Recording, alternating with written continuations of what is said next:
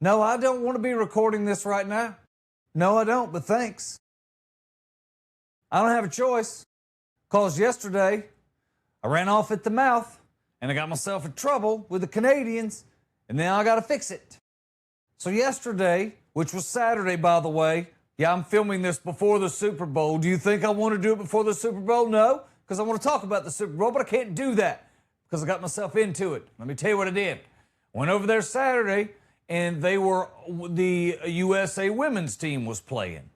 And I should have said that. Hockey in the Olympics. So they were over there, and when I tell you they know hockey, because all the tags around the neighborhood, right around where I live for that particular afternoon, because everybody was there to watch the game, all of the license tags said Saskatchewan, Alberta.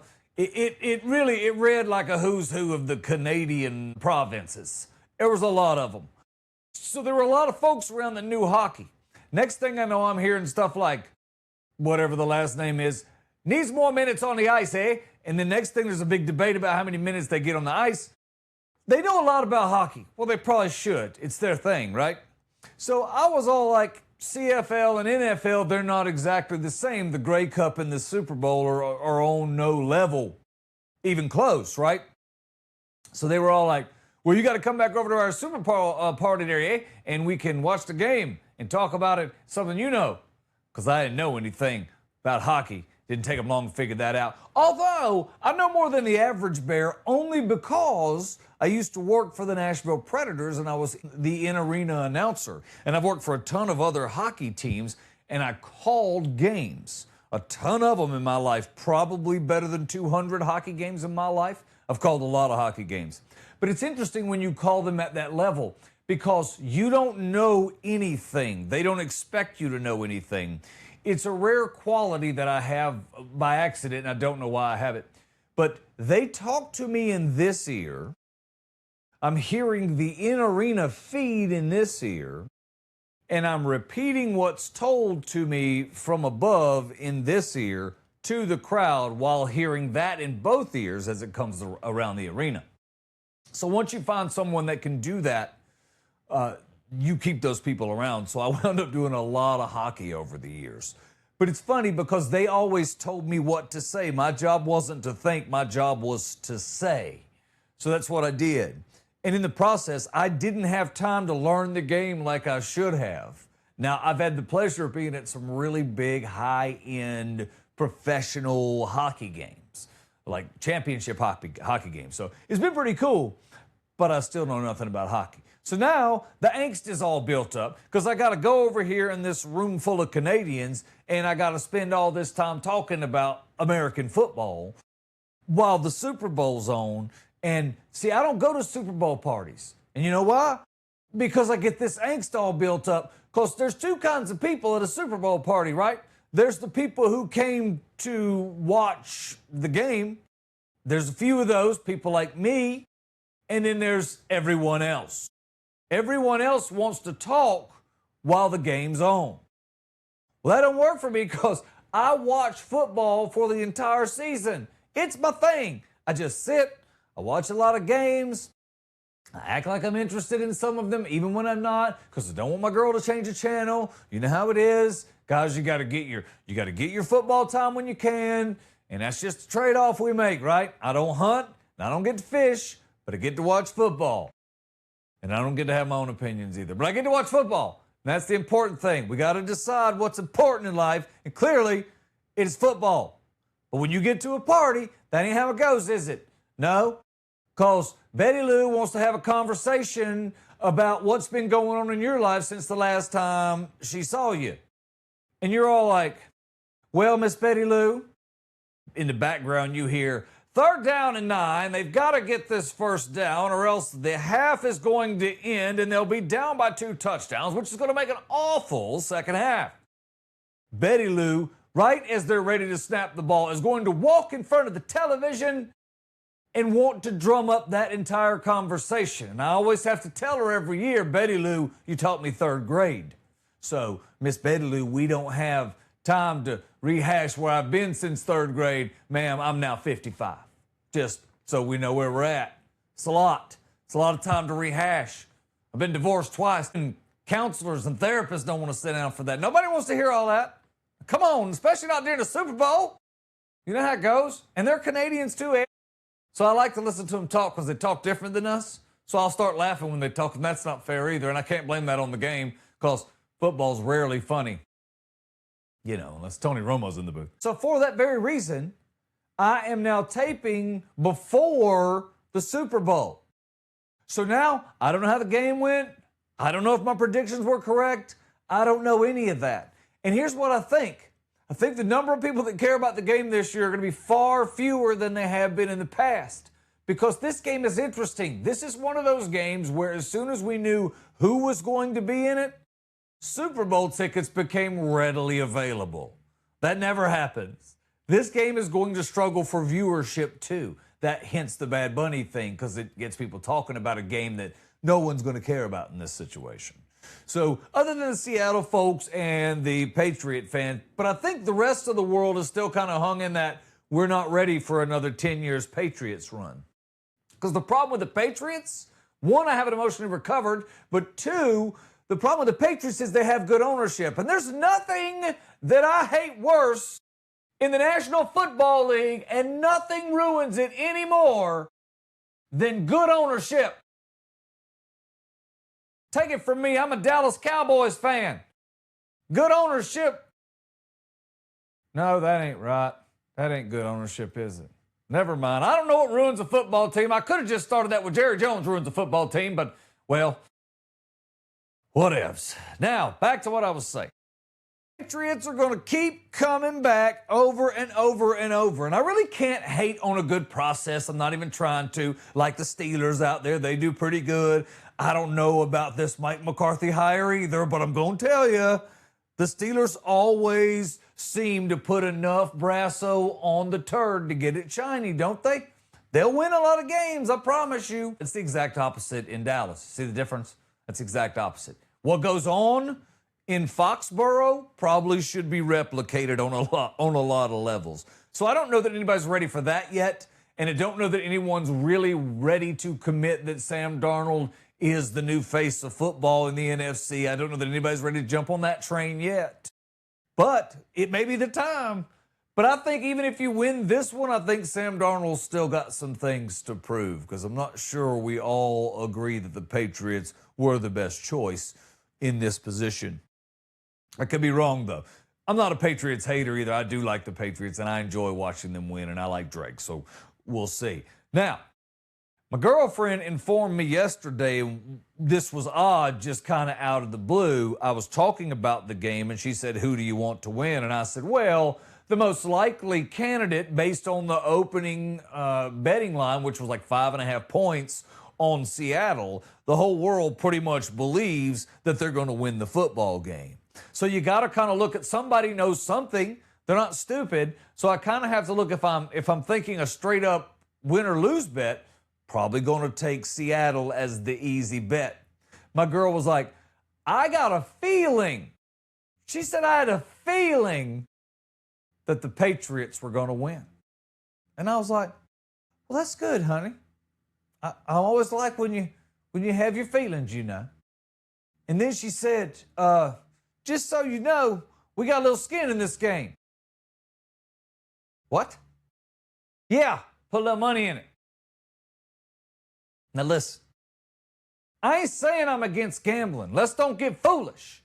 I was gambling on football when it was offshore betting, when it was illegal, and I made a pretty good amount of money back in my day betting.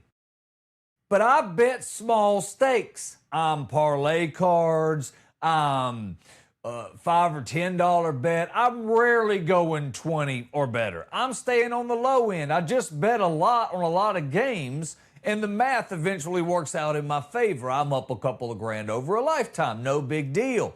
But I bet small bets.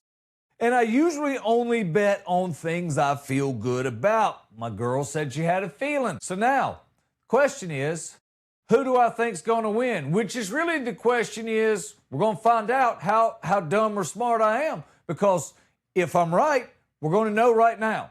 Because my prediction, you won't see till after the game. So, see how this got all messed up like chocolate cheese, like a basketball cleat. Yeah, all because I went over there blabbing in front of the Canadians. You see how this happens? An international incident, I mean. Y'all gonna need to pray for me. I got to get through a whole night. All right, so here's what I think's gonna happen, or did happen. Pretty sure Seattle won. Now, that's if I bet. Realizing that my girl had a feeling, and I just found out that we have $100 on this game. We had a lot of skin in it, you understand? She had a feeling the Patriots are a lock, or were a lock, and almost guaranteed and most assuredly won. So two things just happened here. If I was right and Seattle won, dang, I'm a genius, and I know football. If I was wrong and my girl was right, then I'm not out $100. We got more money because remember, they were the underdogs, so that's going to bring back close to $3 bills. And I'm not saying I hit the lottery, but I am telling you, you're going to see signs. I'm probably going to have a nice ring or something on. It's going to look like I won money on the Super Bowl. On that, you can bet. Now, her feelings are interesting, but I do want to tell you this is the same woman who was talking about that childhood game back in the day. She said, oh, we were sitting the other night over at the Olive Garden about to have some spaghetti and whatnot. You know, they got them light portions. So we was about to eat, and she looked at me and she said, you know that game we used to play when we was kids? Coors Light, Bud Light. I said, what? She said, Coors Light, Bud Light. I said, you mean red light, green light? She said, oh, yeah, that's what it was. That's what happened during her childhood. That's all I'm telling you. That's why you got to pay a therapist. Kids shouldn't be playing Coors Light, Bud Light. Come on now. Lord have mercy. All I'm telling you is either her feeling made us money or I know football. I'm hoping her feelings are wrong. Speaking of feelings, this time of year, we're in that sort of weird turn, right? If you're in the Oklahoma area, we have several warm days coming up, so it feels good. It's that false sense of spring on the way because it's way too early. Well, out where I live, when you get out into the Arizona area, we should be turning the corner here about, in a week or two to around 80 degrees on the reg and then start working up from there because, you know, we live in the desert and whatnot. Well, we're making the turn right now, so we're in that absolute perfect area of 78 to 82. Lots of sun, still a breeze, and an occasional cloud, which will end in about a month. So it's very, very nice this time of year. And I'll never forget, because I grew up in South Carolina, and this time of year, the first turn, you want to run to the beach and you'll drive over there and you'll realize, yo. As soon as it gets like past 3 o'clock, you realize, hey, let's round them up, grab some stuff, let's get in the car. It's about to start getting cold out here. And nobody wants to go in the water that time of year. Well, when you get on towards April and May, the difference in the Oklahoma area is we're going to start getting those really, really strong storms. Well, out in South Carolina, what's going to happen is the water's going to start getting really nice when we get towards May. And I'll never forget it. We're in mid-May, and this buddy that I grew up with, his name was Darren. Darren and I went to high school together in the mid-'80s, and his daddy owned a body shop. So his daddy was taking pieces and parts of cars and putting them together, so Darren always had really cool cars. Like he had a GT Bradley. Nobody had a GT Bradley in the mid-'80s. Are you kidding me? It was cool, though. It was really cool. He had a Toyota Supra / Celica. I think the front was an 83 Celica and the back was an 83 Supra, which was surprisingly sick and fun to drive. And he also had a Berlinetta Camaro. If you don't remember a Berlinetta Camaro, they had in the center, they had the radio unit. You know how they're always mounted in the dash? Well, this is mounted in the center column, and it would rotate. So you could turn it, and the passenger could then change and control the radio stations and the like, which was a very, very cool feature, which I don't know that I've seen replicated since. I mean, it was a really, really cool feature. Darren and I like to hang out and play in that stupid car, and then I had a 280ZX at the time, which was a very, very cool car. Which, on a side note, in my office the other day, my guys, I got one of these guys that I work with that was in the bicycle business, and I don't mean in the Schwinn's and Huffy business. I mean, he was a bicycle rep and he owned a bicycle store. I believe it was Trek that he worked for. I could have that wrong, and if I do, I'm sure I'll hear about it. But I believe that's who he worked for. So it was nothing to see those bicycles hit $10,000, right? There's nothing. That's not uncommon. $12,000, not. I think he said his average buy was somewhere in the eights. So it's a lot of money when you think about a bicycle. And we were talking about that very thing because one of the bikes that he had was a newer model that was selling for about 14. And they made a deal on it. I think it's very, very new still. And I don't know what it was. It was a lot of money. It was almost 12, I think. It was these really nice bicycle, right? A crazy nice bicycle. So I made the remark that I had a 280ZX in the late 80s that had T-tops, would talk to you. I mean, it was unbelievable. And I was talking to the guys, and we were all laughing about that. And because we knew the car, and it was fun, and it was cool. And then one of the girls asked me later, I said that same thing. I said, oddly enough, I bought a 280ZX in the late 80s. She said, I'm sorry, excuse me, what? I said a 280ZX. She said, what is that? Yeah, that's the same look I got.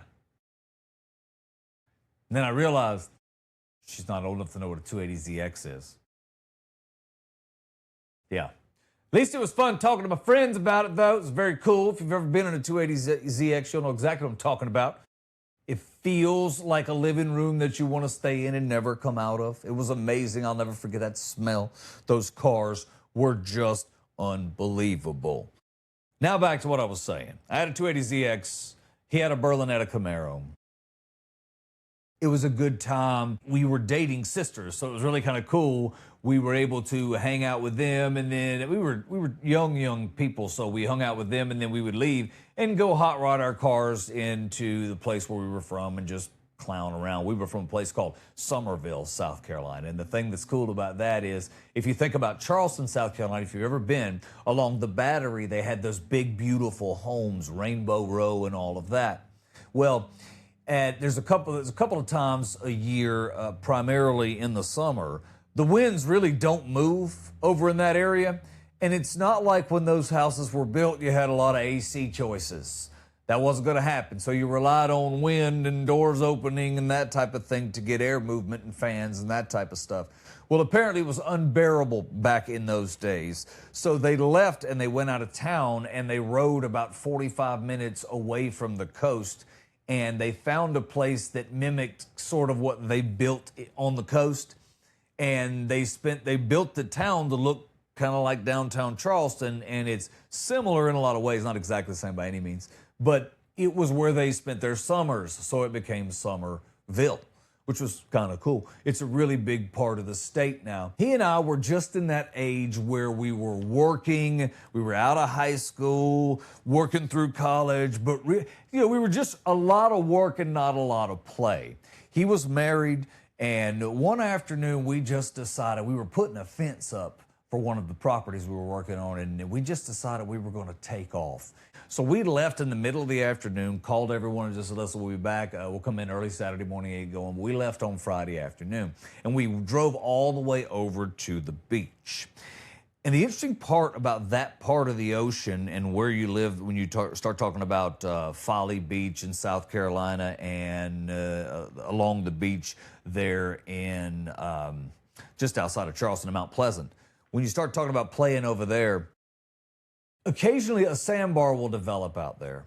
And so we were young and we always liked to play out there. So we went off and took off running and just decided we were going to swim ourselves to that sandbar. And that sandbar was a very long way out there.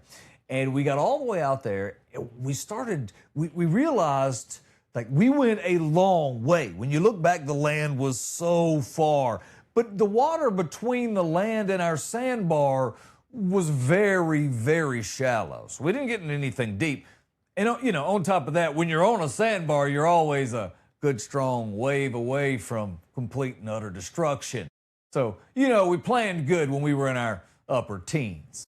Now, it was an April day, but it was probably sunny and 87. It was that feeling where it was hot, but it's not unholy hot, but a crazy warm day for the time. And it felt so good and out of place, the one you want to take advantage of. And you already called in, you're like, I'm not going to work anymore today, so I might as well. So on that sandbar, it was the craziest thing I've ever seen.